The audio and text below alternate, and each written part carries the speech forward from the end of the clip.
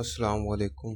आज हम देखेंगे डॉट प्रोग्रामिंग लैंग्वेज को। डॉट प्रोग्रामिंग लैंग्वेज जो है वो फ्लटर होते हैं एंड्रॉयड ऐप डेवलपमेंट के लिए, एंड्रॉयड या आईओएस दोनों ऐप डेवलपमेंट के लिए। फ्लटर जो है वो क्रॉस प्लेटफॉर्म फ्रेमवर्क है, इसलिए हम उसके जरिए एंड्रॉयड या आईओएस दोनों की एप्स डेवलप कर सकते हैं। तो फ्लटर सीखने के लिए सबसे पहले हमें डॉट का पता होना चाहिए।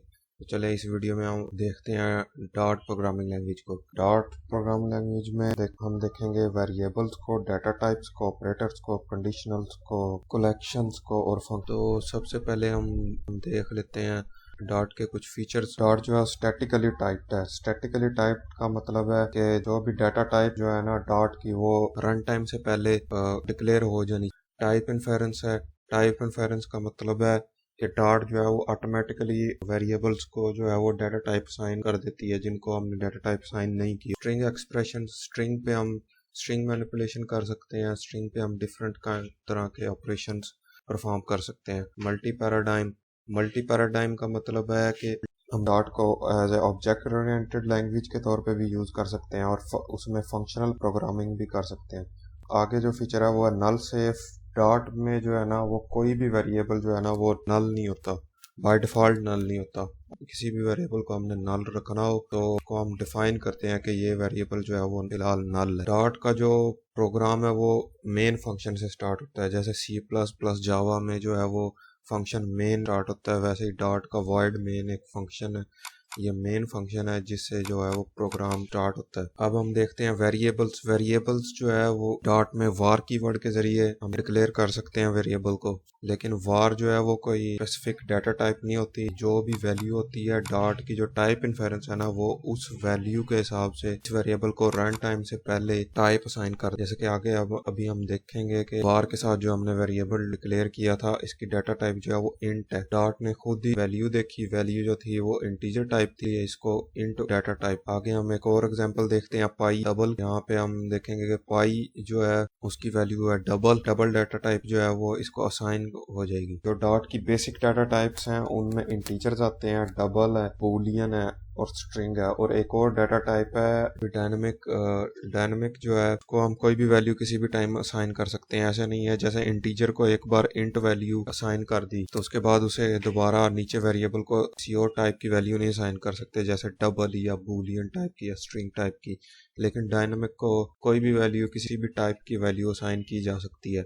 और एक और बात, स्ट्रिंग्स को जो है डॉट में वो सिंगल या डबल कोट दोनों में से किसी के साथ भी क्लियर किया जा सकता है। यहाँ पे हम डायनेमिक कीवर्ड की एक एग्जांपल देख लेते हैं। जैसे ये डायनेमिक नंबर ऑफ किटन, तो यहाँ पे हमने एक वेरिएबल डिक्लेयर किया डायनेमिक टाइप का। पहले हमने उसको एक स्ट्रिंग वैल्यू दी और उसने स्ट्रिंग वैल्यू भी प्रिंट कर दी। आगे हमने उसको एक इंटीजर वैल्यू दी, उसने इंटीजर वैल्यू भी प्रिंट कर दी। और डबल वैल्यू दी, डबल भी प्रिंट कर दी। अगर यही सेम काम अगर हम करना चाहें जैसे इंटीजर वैल्यू, यहाँ पे अगर नंबर ऑफ किटन्स को इंटीजर इंट टाइप कर दें तो ये ना ही इसके साथ स्ट्रिंग अटैच होगी और ना ही ये डबल वैल्यू अटैच होगी, बल्कि सिर्फ वो इंटीजर वैल्यू को ही एक्सेप्ट करेगा। आगे हम देखते हैं डॉट में ऑपरेटर्स। ऑपरेटर जो है वो डॉट में वही बेसिक ऑपरेटर्स हैं जो तमाम लैंग्वेजेस में होते हैं।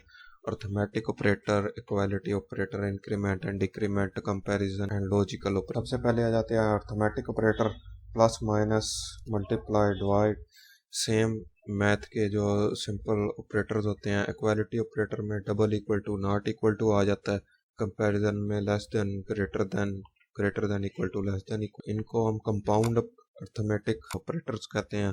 कंपाउंड अर्थमेटिक ऑपरेटर्स, इसका सिंपल जो सिंटेक्स बनता है वो ये बनता है कि value is equal to value plus one, लेकिन उसको हम शॉर्ट फॉर्म में ऐसे लिख सकते हैं, value plus equal to one. और बाकी सारे ऑपरेटर भी सेम इसी तरह लिखे जा सकते हैं। यहाँ पे वैल्यू के साथ इंक्रीमेंट ऑपरेटर यूज किया गया है। इंक्रीमेंट ऑपरेटर जो है वो एक वैल्यू में ऐड कर दे। मॉडुलस ऑपरेटर जो है वो हमें रिमाइंडर रिटर्न करता है। रिमाइंडर जब हम डिवाइड करते हैं तो जो भी वैल्यू नीचे गायब आ जाती है उसे रिमाइंडर कहते हैं। फिर आगे देखते हैं लॉजिकल ऑपरेटर। लॉजिकल ऑपरेटर दो तरह के हैं, एंड और एक तीसरा ऑपरेटर है जिसे हम नेगेशन ऑपरेटर या नॉट भी कहते हैं। ये भी हम डॉट लैंग्वेज में यूज कर सकते हैं। आगे आते हैं स्ट्रिंग्स। स्ट्रिंग जो है वो स्ट्रिंग कीवर्ड के साथ डिक्लेयर की जाती हैं और स्ट्रिंग्स डबल कोट या सिंगल कोट किसी में भी डिक्लेयर की जा सकती हैं। स्ट्रिंग की वैल्यू को अगर किसी भी वेरिएबल की वैल्यू को अगर स्ट्रिंग में प्रिंट कराना हो तो उसके लिए डॉलर साइन यूज करते हैं। जैसे ये फर्स्ट नेम ऊपर हमने डिक्लेयर किया था, इसकी वैल्यू यहाँ पे प्रिंट कराने के लिए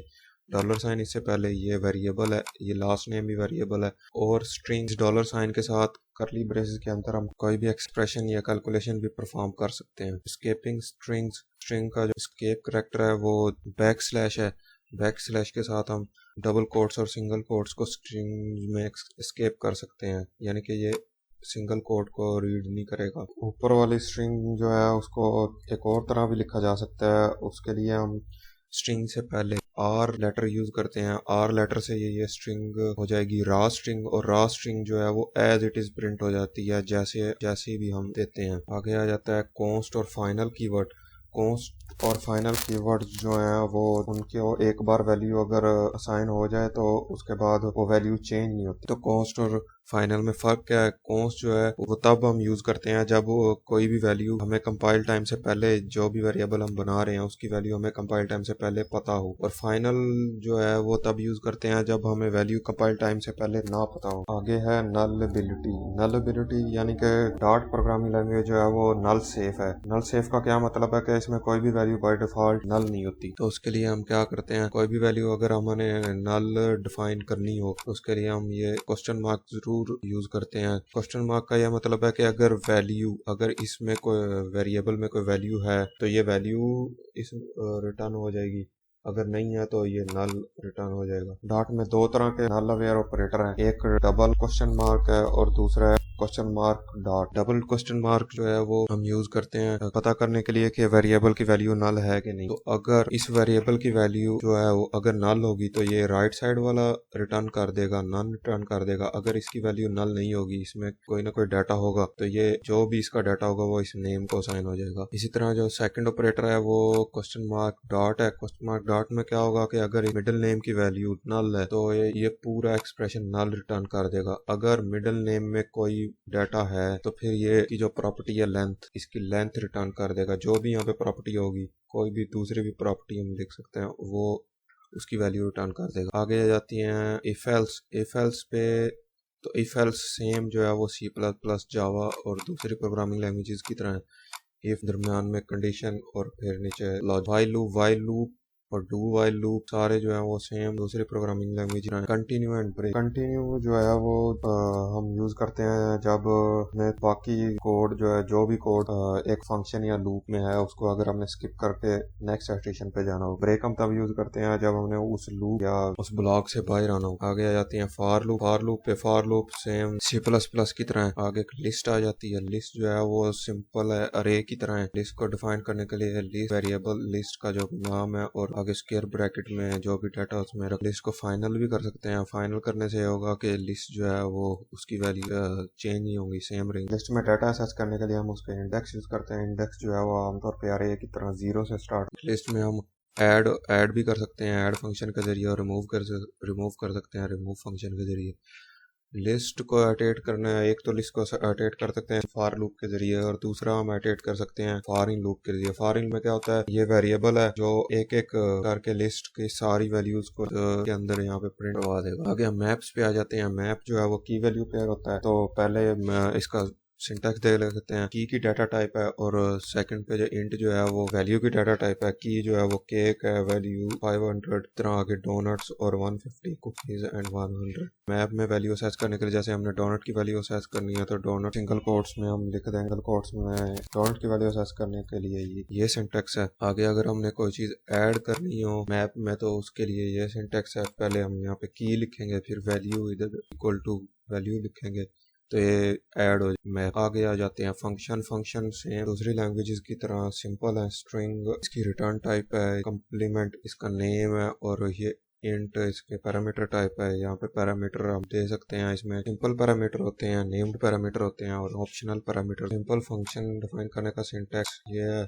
इस बनाना रिटर्न। डॉट में जो है वो फंक्शंस जो है एक दूसरे के अंदर फंक्शन को नेस्ट भी कर सकते हैं। जैसे ये मेन फंक्शन के अंदर इस बनाना का फंक्शन है, ऐसे ही दूसरे फंक्शन को भी मेन के अंदर लिख सकते हैं और इस बनाना के अंदर भी और फंक्शन लिख सकते हैं। अब आ जाते हैं ऑप्शनल पैरामीटर्स की तरफ। ऑप्शनल पैरामीटर जो है वो उनको हम स्क्वायर ब्रैकेट के जरिए डिफाइन करते हैं। नेम्ड पैरामीटर्स, नेम्ड पैरामीटर जो है, नेम्ड पैरामीटर्स जो है वो उनको हम बाय नेम कॉल कर सकते हैं। जैसे यहाँ पे मिनिमम का जो पैरामीटर है उसकी सेकंड प्लेस है, लेकिन हम उसको कॉल यहाँ पे फर्स्ट पे कर रहे हैं तो इसमें सीक्वेंस मैटर नहीं करता, इसमें नेम के ज़रिए हम किसी भी पैरामीटर को जो है ना वो उसकी वैल्यू पास कर देते हैं, इसलिए नेम्ड पैरामीटर डॉट में यूज़ होते हैं।